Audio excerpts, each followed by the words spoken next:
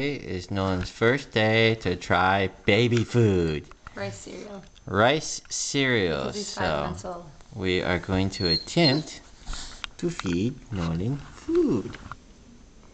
That's his first bite.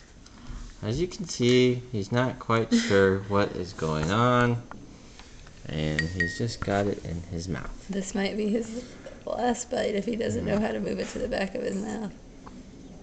Has he swallowed? Yeah, looks like it's empty mouth.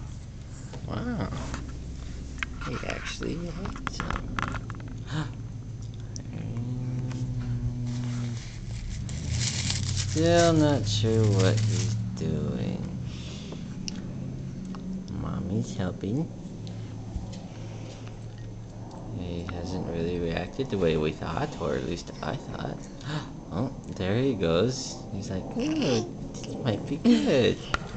This is interesting. Do you like it?